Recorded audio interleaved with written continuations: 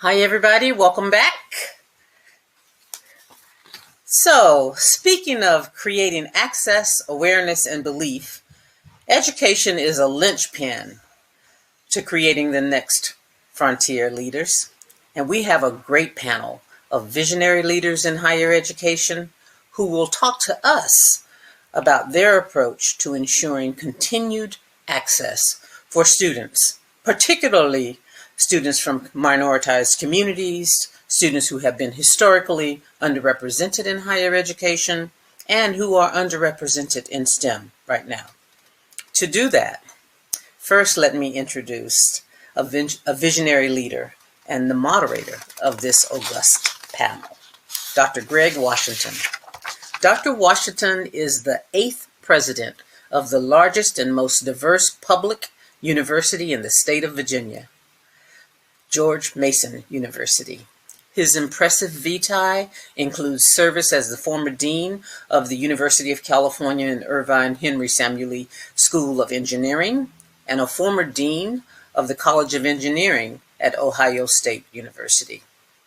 He cleared some crowded pathways for others. He was the first African American dean of engineering at any University of California campus and the first African American president at George Mason University. And getting in those doors, he didn't stop. He opened it for others. He established an Office of Access and Inclusion at the University of California in Irvine. He established the University of California's first student makerspace. He helped establish the Orange County STEM Initiative, one of the nation's first STEM ecosystems, impacting more than 100,000 students. He recruited and hired the most diverse engineering faculty cohorts in the country. And he raised more than $100 million in public and private resources for the engineering school, including $15.5 million focused specifically on reaching diverse student populations. An accomplished researcher and celebrated educator who specialized in dynamic systems with an emphasis in the modeling and control of smart material structures and systems. He is the author of more than 160 technical publications in journals, edited volumes, and conference proceedings. And on this day, as we honor those who served this great nation, on this day, Veterans Day, as we honor those who served this great nation, let me introduce Dr. Washington as someone who has conducted research for the NSF, for NASA, for the Air Force Research Lab, and for the U.S. Army Research Office, and who is a member of the United States Air Force Scientific Advisory Board. Dr. Washington, thank you for your service, and please take it away.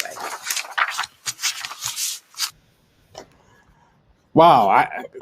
Thank you for that introduction, Regina. That's better than I can do myself. I am honored to be with all of you here today. And first and foremost, I want to give honor to our veterans. As you know, more than 17 million individuals have dedicated their lives and have served in the armed forces of the United States of America.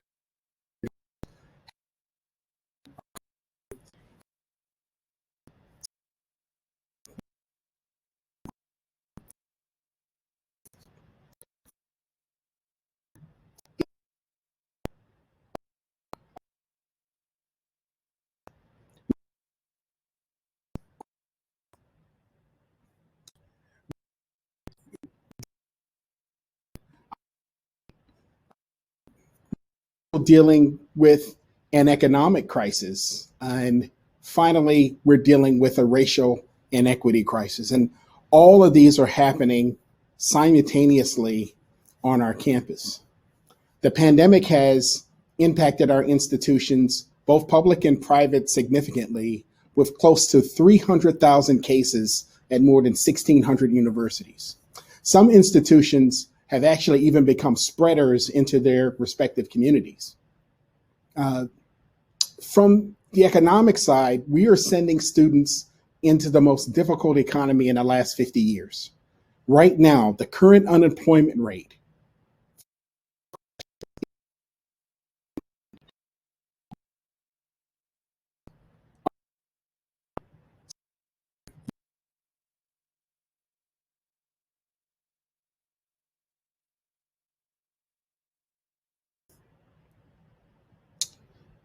From the perspective of higher education jobs, we have never shed jobs so quickly on our individual campuses. Conservative estimates say that collectively, we have shed somewhere in the neighborhood of 337,000 jobs since the pandemic began. And the job cuts continue for many of our public institutions as states now are starting to cut back on their individual support for higher education. And then finally here, the pandemic has heightened racial inequity in a real measurable way. The senseless murders of Arbery and Floyd and Taylor and others aside, I can sum this up in a simple statement. An unequal society cannot respond to a pandemic. It explains in very, very clear terms why the African American and Latinx communities have had such higher rates of transmission and such higher rates of job loss. Look, think about it this way. Of the top 25% of wage earners, more than 60% can work from home and still got paid. This is what happened in the recession. So if you're in that top 25 bracket, 60% of you work from home and got paid. If you were in the bottom 25% bracket of wage earners in the country, only 10% of those individuals can work from home. Only 10%. And that meant that 90% of those people were working, they were exposed, and they had much higher rates.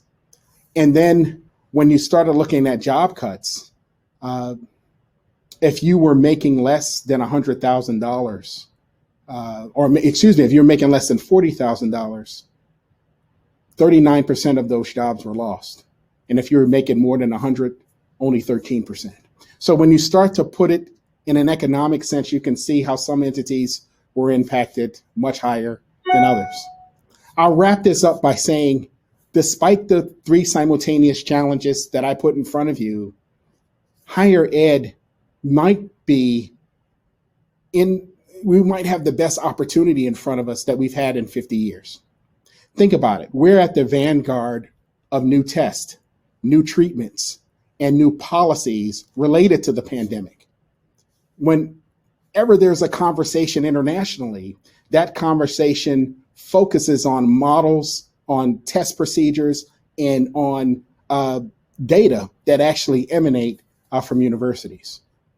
We're also at the vanguard of explaining complex social, scientific, and political complexities that are associated with the pandemic and associated with many of the other grand challenges we're dealing with today. So while the challenges are great on one end, the opportunities for us are great on the other. We have assembled a tremendous panel to help us ferret through some of these issues today. And I will highlight who they are. We have Gilda Barabino, who's the president of the Olin College of Engineering. We have Chancellor Joseph Castro, who is the chancellor of the California State University. We have Chancellor Eloy Oakley, who is the chancellor of the California Community Colleges. If I sum up the total amount of individuals on this call, right? If I sum them up, they represent more than 15% of the total number of students in higher ed today. Okay, and we may even, if we're lucky, we're trying to work to get Michael Drake. We have some technical difficulties with him. We're trying to get him involved as well. President Drake is the president of the University of California. And so I will begin this with some basic questions and leave it up to our panelists to provide answers. So I'm going to start first with Gilda. So this has been a very challenging year for our country in many ways, including through so many horrific and visible examples of racial justice. This, of course, coinciding with a pandemic that is forcing us to social distance and be apart at a time when we actually really need to be together. How have you fostered a sense of community that brings people together creates unity, healing, and understanding during such a difficult time? Thank you for that question, Greg, and thank you for framing this session as well as you did. These are trying times indeed. And at Olin, we're very fortunate and have the advantage of being a small, tightly knit community. And this community is accustomed to coming together to discuss issues such as racial injustice in small settings that feel safe. And we've done so in ways that we're co-learning and supporting one another.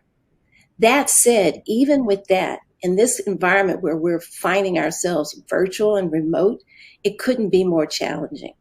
So some of the things that we've done to try to maintain a sense of community in this predominantly remote virtual environment is to first communicate to our community how much we value each individual member by creating a very safe and aggressively socially distanced, safe environment for everyone to flourish, for those who are on campus and for those who are participating remotely.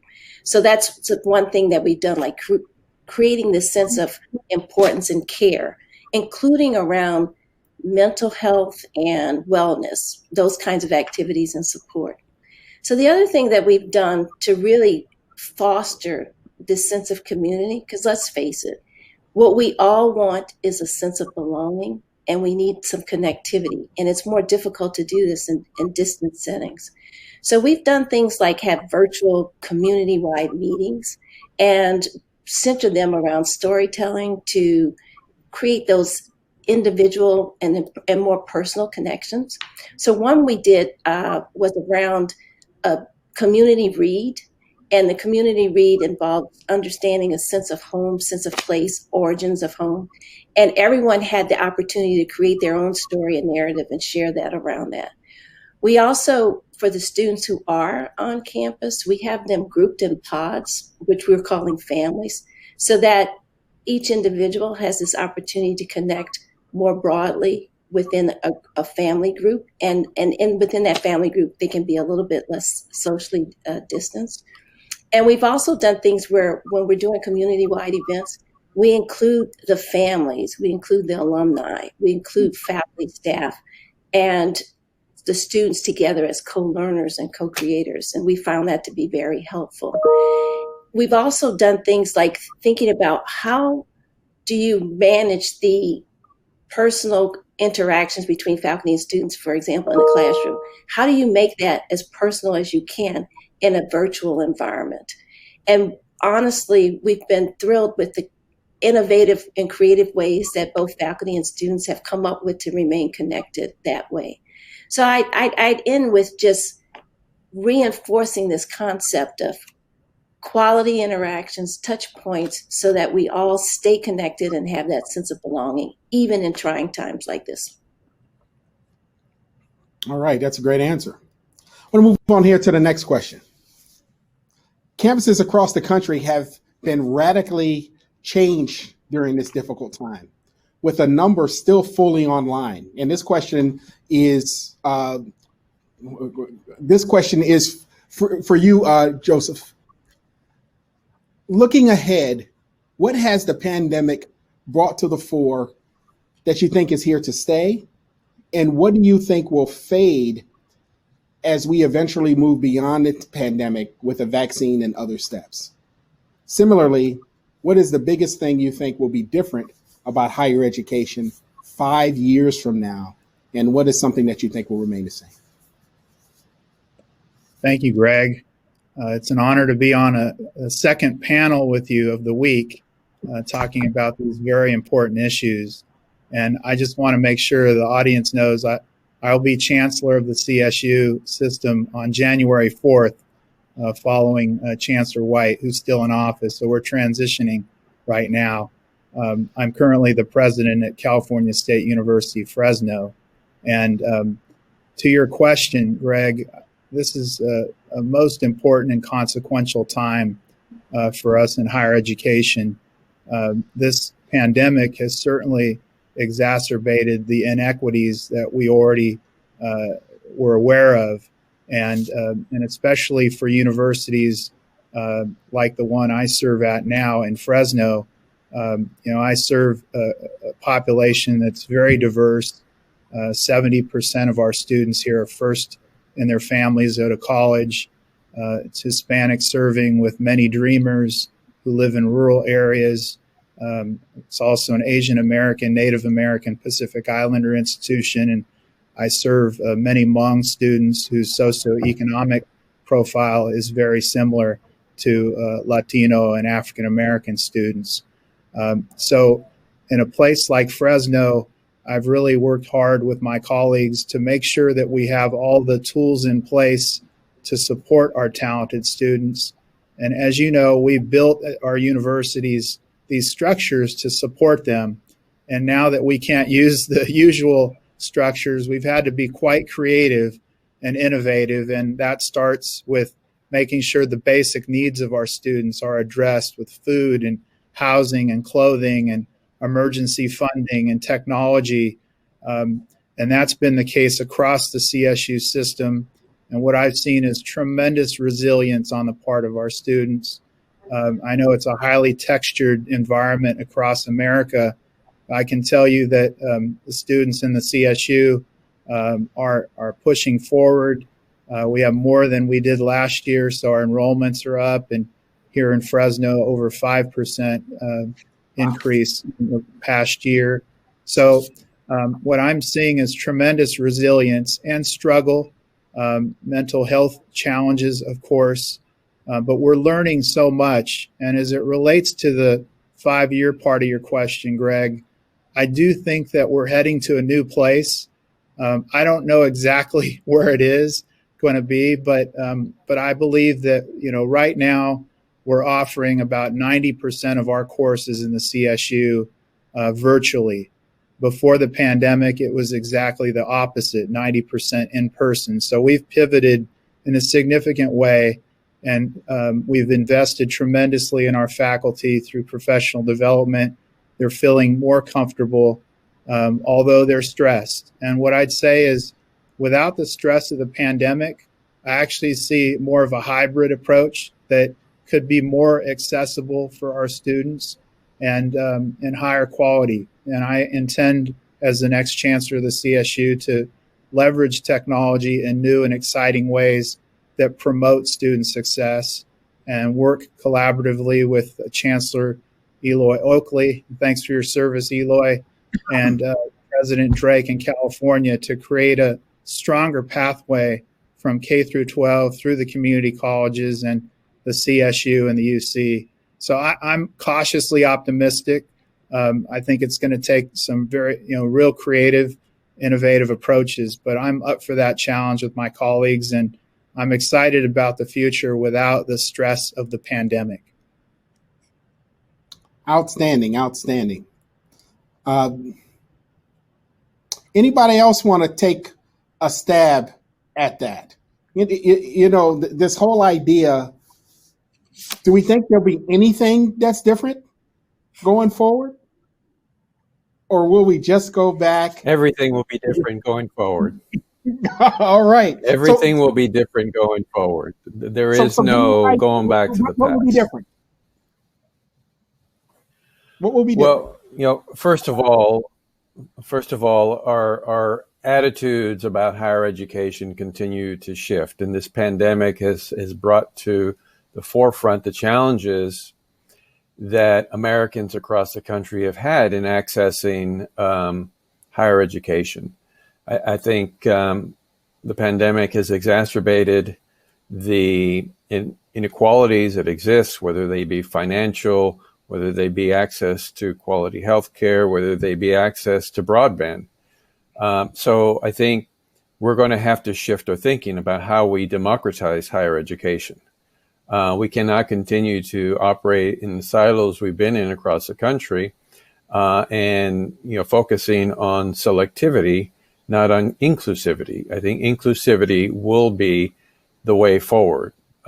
We have lots of disenfranchised Americans in the middle part of America, in communities of color. So we're going to have to rethink our model, and I appreciate President Castro, incoming Chancellor Castro's perspective, because I do think we're going to have to leverage technology to increase access, to increase support for students, and reach many, many, many more Americans than we haven't been able to reach before this pandemic. So I think all that thinking is going to change going forward. I hope it does, or else we're going to continue to see an erosion in the confidence in higher education that we were experiencing before the pandemic. Wow. So, Greg, I would add to that quickly. I think it's really important that we are rethinking. We're forced to rethink, reimagine, recreate, reinvent. We are forced to do so. And I think that's a good thing, that we can become more innovative. I think it's true. It's not going to go back to what it was. I think we need to think more about how we partner all the different types of institutions, but also how the institutions might partner with government and with industries. I think we need to think more about how we give our students real world experiences, like immerse them in the kinds of settings that they will find themselves working in. And if we do more of that in a creative way, and we're certainly going to have to become much more agile and adaptable, because things are going to continue to change. We're not done with all of what's going to change. That's right. You know, Gilda, you bring up a good point. And Eloy, I want to ask you this question. The economic fallout from the pandemic has put a spotlight on the value of higher ed, without question. What responsibility do we actually have to help individuals who may have lost their jobs or whose jobs has been disrupted? You know, 47% of our economy was already at risk to the disruption, and that was due to artificial intelligence and automation and digitization and the like. That had sped up since the pandemic has happened. Give me an idea of what is our responsibility and what recommended programs or activities should we be involved in order to help this problem? Well, I believe that in particular, public education, public higher education has a direct responsibility. These are individuals who, even before the pandemic, certainly after the last Great Recession, became more and more disconnected from the economy that was being created. Dr. Washington will call you shortly. Great. So I'll just so the issue is, are we creating an environment where we can reach these adult learners? These are the students of the future. These are individuals who have not had access to quality higher education and who find themselves in an economy where the demand for post-secondary credentials is increasing. If you see the growth in higher education, where is it happening? It's happening with colleges and universities like the Southern New Hampshires of the world, like the Western Governors of the world, who are focused on adult learners who are able to scale up access to higher education. That's where we need to be thinking about going as public educators, reaching those non-traditional students who are now becoming more traditional and giving them an opportunity to meaningfully participate in the economy. All right, outstanding. Well, it looks like we got Dr. Drake on the line. I'm going to throw you right in the fire here with the question. Yeah, so Greg, can you, I can hear you great. You hear me now? Okay, good. All right, so let me, I got a question for you. If you can hear me, I'm going to ask it. Okay, great. All right. The funding landscape for universities was far from great prior to the pandemic. And it's clear now that real fiscal challenges lie ahead. How can universities evolve with innovative funding and support models to deal with this financial reality?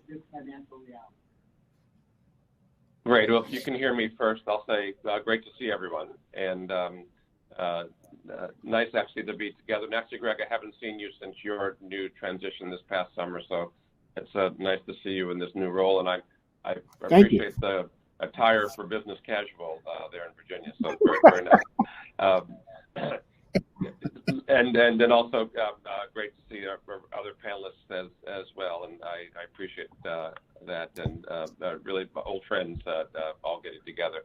I would say this, that broadly, higher education has been threatened, particularly public higher education has been threatened in recent decades by a progressive decrease in funding and support from the state. And we all have seen these charts showing the amount of state support going down every year, putting pressure on tuition and putting pressure on the universities to be ever more innovative.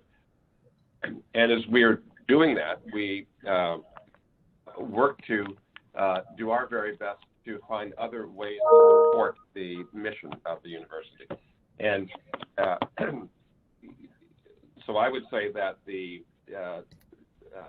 future depends first on the state appropriately and responsibly taking their focusing themselves on funding us in ways that allow us all to continue to move forward and support this great mission over all of these years. That's very important. Secondly, I think that the universities have to work to be as efficient as we can, and we've all worked on that. Third, we've looked for other funding sources, and many times that means different kinds of courses that are directly linked to employment and other things that work better for us. In some cases, those are particular technical courses that allow someone to be able to get a good job, and those can be supported either by the future employee or by industry. In other cases, it means that we've done master's courses and things like that that might be useful for people to, again, be trained for higher employment and be worthwhile there. But it's been difficult for us to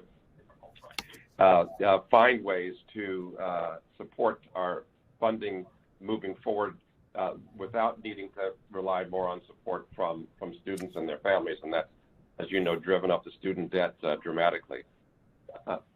We've also, as you know, in many cases, broadened for state schools, broadened the support to people from other places, from more broadly across the country, so out-of-state versus in-state residents and international students. Again, that puts pressure on the space and the systems, and so those things are very challenging. And then finally, we've been looking at ways to produce educational content and make it much more effective and efficient. So use of online and other technology enhancements has been a way to, if not lower the cost of providing education, at least to continue to provide education without the cost increasing as much as you go to larger and larger numbers of students. And we would hope that there'll be a reasonable way to be able to use the broader technology framework to allow more students to be educated for affordable prices. Generally, though, there's been great pressure on higher education from the funding models that have changed from the states. And one of the things we're looking forward to in a new administration is better federal support, Pell Grant support, et cetera, to help our students be able to meet these costs. It's a great answer. Since I got all of you on the line now, if you look at this group, we span almost every type of higher ed university and entity, right?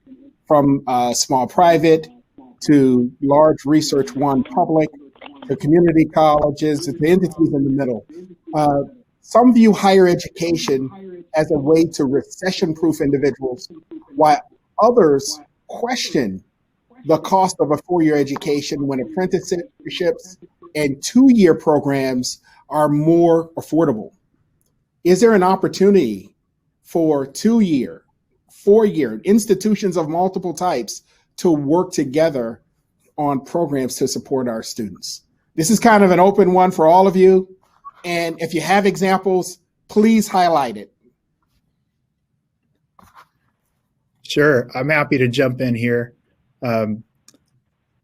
Actually, the governor of California, Gavin Newsom, with support from Chancellor Oakley and other leaders in higher education, invested in a new model here in the San Joaquin Valley of California that I believe will pay dividends over time, not just for this region, but for the entire state and perhaps beyond. And the idea is that we're going to remove the barriers that exist between our institutions and find new ways to support our talented and diverse students and make it easier for them to get a quality degree from any institution, public or private, here in this part of the San Joaquin Valley. So we're looking at specific strategies like increased dual enrollment. I might take a degree or more to community colleges so students could get their degrees from their diploma from high school, their community college degree, and a bachelor's degree from Fresno State by the time they're 20 years old. And we're hoping to do that at scale across the region over time. And I think we have the leaders in place who want this to happen. And I'm certainly going to support this from a system-wide perspective. I know Chancellor Oakley does as well. And President Drake, we haven't had a chance to talk much in depth about this, but I think there's a lot of potential here. And the governor sees this as a way to model new collaboration between and among public and private institutions. And I think it holds great promise for the future. All right. Anybody else want to take a stab at that? Well, I'm happy to chime in and certainly reinforce. Oh. Yeah. I'll go really quick. I just wanted to reinforce what President Castro just said, and then just add that I think sometimes we make this distinction between 2-year and 4-year programs.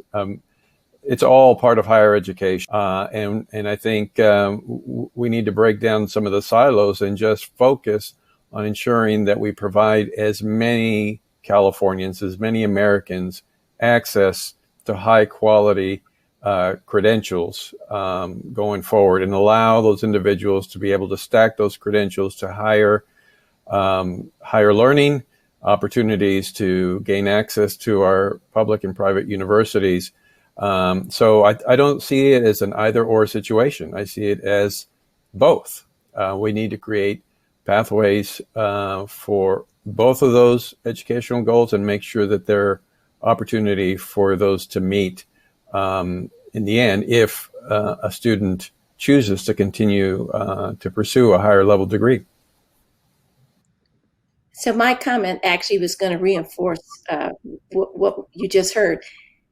We, in fact, need multiple pathways. And we're supposed to be this big land of opportunity.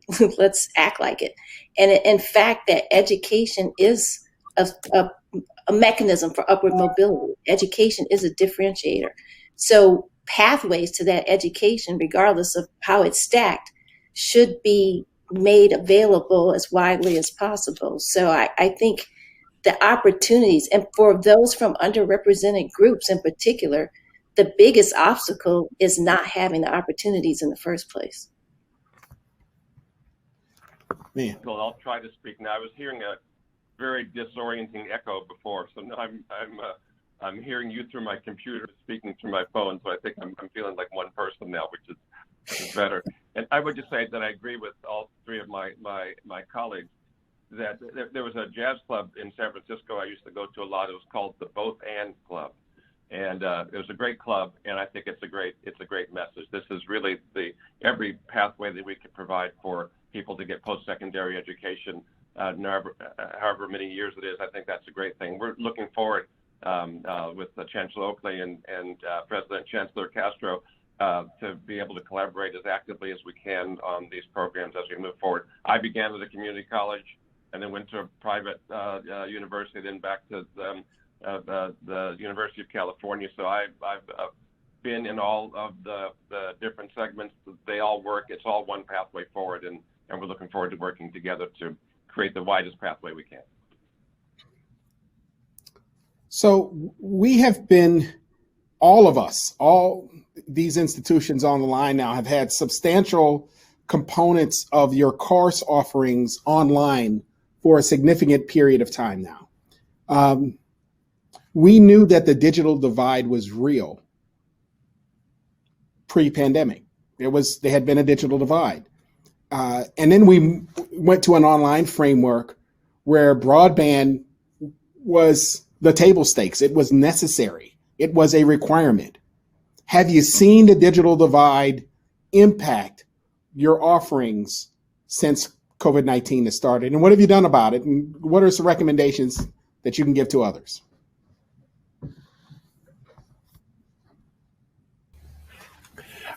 I'll jump in quickly. It is a huge problem.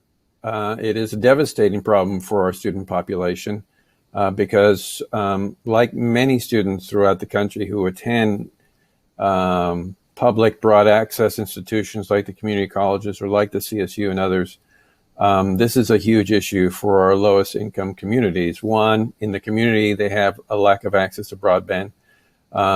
Even in urban communities, particularly in rural communities, this is a problem.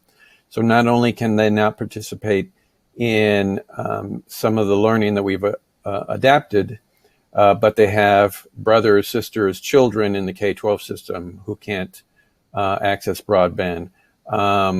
They can't meaningfully participate in the digital economy because they lack access to broadband. So this is a huge issue.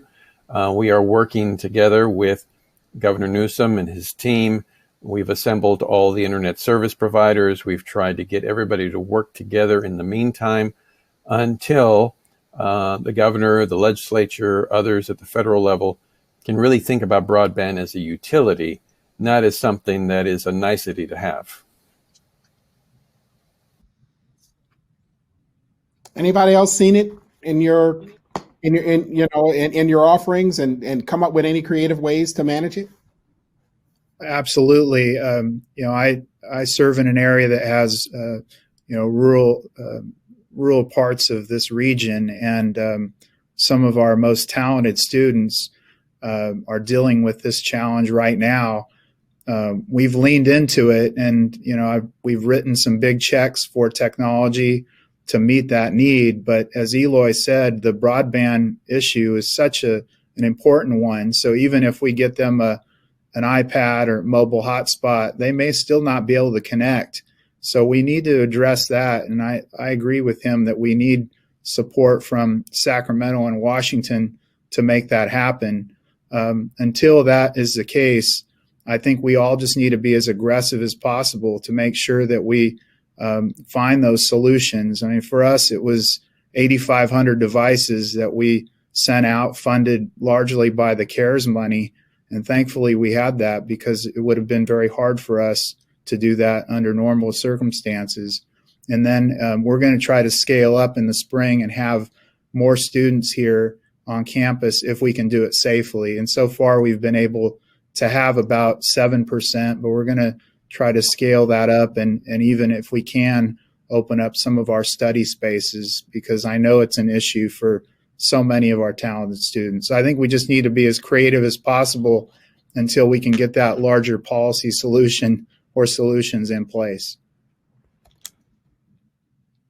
Outstanding. So, oh yeah, please. I appreciate that. And let me again agree with my colleagues and say that it's very important to have a broad solution for society.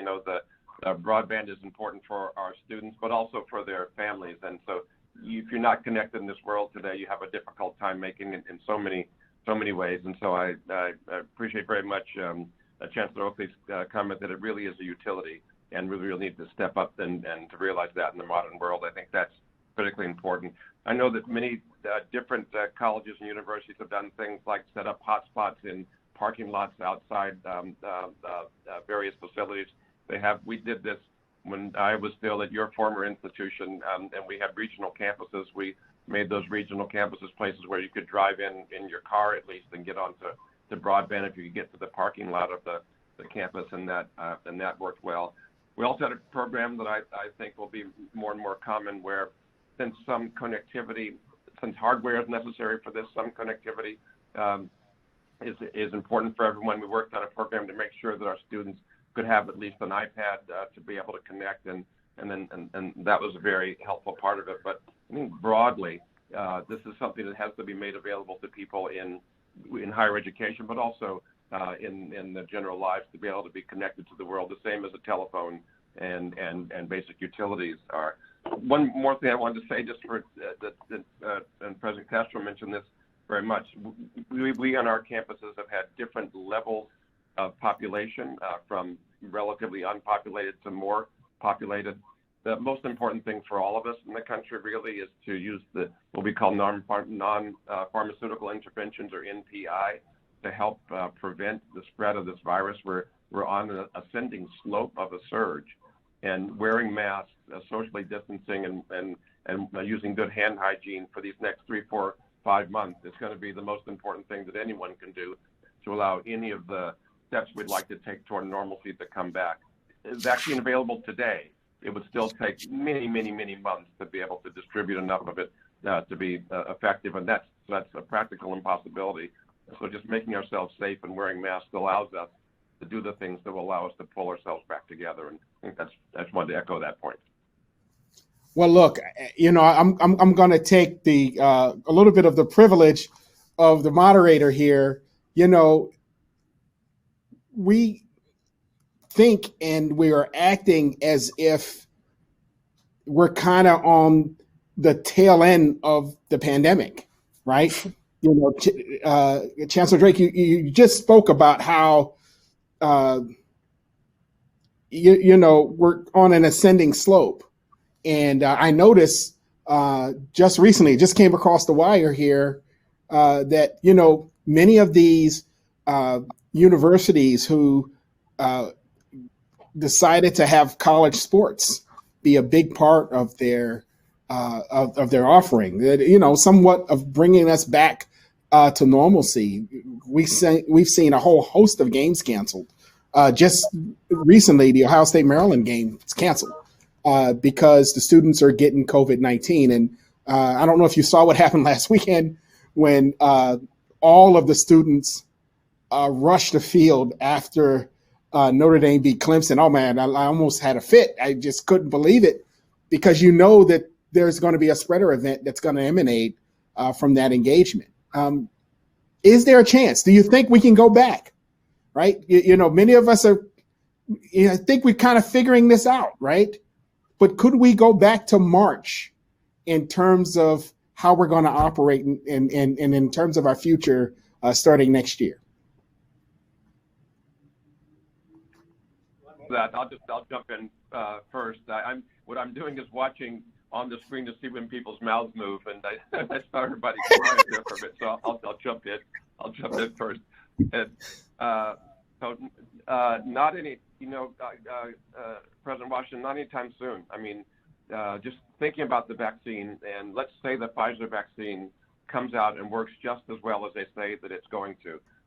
50 million doses by the end of the year. That's great. They say half in this country, half for the rest of the world. 2 doses per person. That's 12.5 million people who could be vaccinated. Great. Ramping up to the 1 billion doses next year, as they mentioned, still takes an entire year to get most of the country in the U.S. vaccinated, if it works as well as they say. So that's a whole year before we'd have the vaccine in place, if it works as well as we think it does, and as we hope, and if everybody took the vaccine. So the real hurdles there. So that would mean certainly a year more of having to use the NPI, having to use masks and social distancing and being careful. Maybe modifications that let us get back to some facsimile that's closer to what normal was, but I don't see normal walking around like we did through the rest of this, certainly calendar year, and most likely beyond. I mean, it's going to be a while before we get around it. We're going to be on the other side of this. So I would absolutely agree with that completely, but I do think we should point to some hopeful signs here and there where there's been some successes, like in some of the elementary schools, for example, where they really have followed the rules and have had some successes with not having rates increase.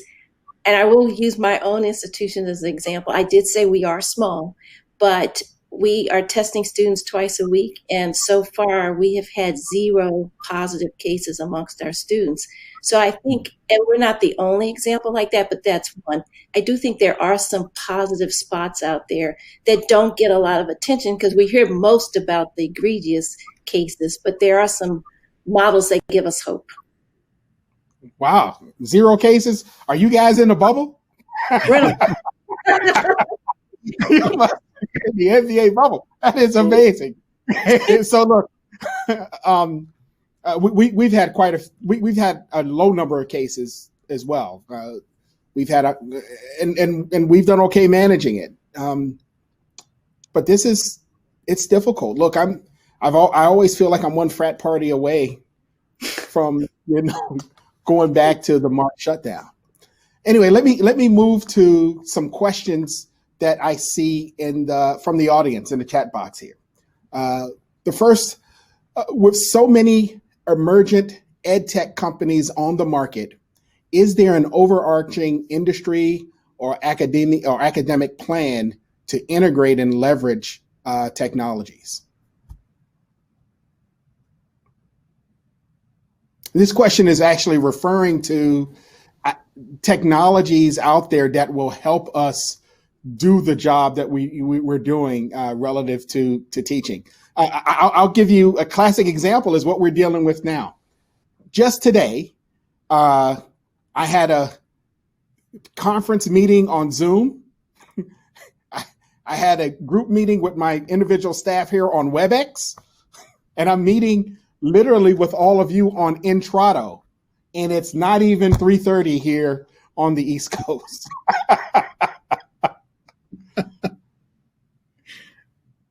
So I guess the question is, are we going to leverage or merge, or can we do anything with these technologies to get a base level standard across the board? Greg, I'll jump in. As I think about my new role in January, this is one area of focus, and I'd like to get my arms around it. We're a big system, 23 campuses and almost 500,000 students.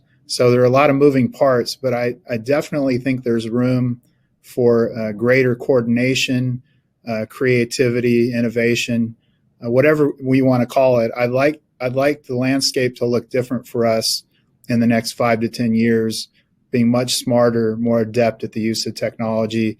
And it'll take us a little time to get there, and I'd love to do that in some ways, coordinate with Eloy and Michael on this, because I think there will be opportunities that come about, many new products coming on that we can take a look at and see what makes most sense. All right. Well, last question here, and then we're going to get the hook.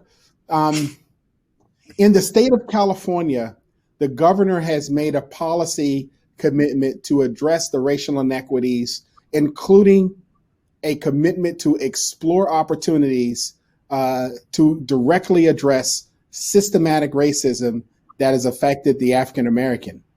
What can the California higher ed systems do? And this is a California question, obviously, to leverage this commitment to obtain greater resources to empower these students? I got the 3 most important people on the line here relative to this. I'll jump in quickly first. The first and most important thing is for us to clearly acknowledge that systemic racism exists, and to accept the responsibility that we need to look at our curriculum, look at our practices, look at how we allocate current funding, and acknowledge that we have a lot of work to do to change the narrative that already exists and those things that are already within our control. The second part of that answer is yes. We need more resources, particularly in financial aid, whether that be an increase in Pell, an increase in Cal Grant support that goes directly to our lowest income students and our most historically underrepresented students. Any others? Absolutely agree with Eloy on this. As you might know, Governor Newsom has signed a law that would require us to have ethnic studies as a requirement first change in our general education curriculum in decades. And we're working to implement that. I do believe that it's going to enhance the quality of it will actually raise awareness among students about their own culture and the culture of other students. And I do think that that's going to pay off for California in the form of more thoughtful leadership going forward. So I'm excited about that. And I just, again, want to second what Eloy said about funding and doing better in lots of different ways. And agree with my colleagues, and I know that we all very much appreciate the governor's commitment to this, and the governor is vocal in this commitment, and really want to work with him to make sure that the vision becomes a reality. We throughout our lives watched and seen innumerable great steps forward in diversity and equity and inclusion, and I believe in all those very much. And I also really believe and appreciate the focus now on anti-racist behavior, things that really look at the systemic racism that's kind of built into the normal, air quotes, kind of normal way things have been happening, to say we have to change what was normal and really get to the root of these problems. And I would think of that there are things that we do on campus in our curriculum and the way we support our students. It's also the way that we behave as employers and as large parts of our communities and our own the behavior of our institutions in the commercial and business world. And we have to make sure that we also, like in our policies to support our low-income workers during times of economic stress, et cetera, that we don't contribute to the cycle of poverty and separation that has been a part of racism in this country for so long. So I'm looking forward to all of us being vigilant and active and really pushing an anti-racist agenda to try to change the platform, to try to change the foundation, to try to change the systems that are systemic racism. Really quickly, Greg, you mentioned the size of our systems, and I know that President Barabino, your institution is smaller, but we're all connected in a web that we as institutions have a great role in kind of leading our communities, our societies forward, and we have to embrace that role as we try to look for a more just society broadly. I agree with this 100%. And that's a great note to end on. I will tell you that after hearing the feedback from the leaders in this panel, I feel much better about the state of higher education in our country. We are definitely, we're going to have some hard times ahead, but we are going to resolve this thing. And we're going to be much better on the back end because of it. I want to thank the panelists. You've done a fantastic job. I want to thank Base 11 and Next Frontier for this opportunity to speak to you all today. Thank you all. God bless and good afternoon. Thank you.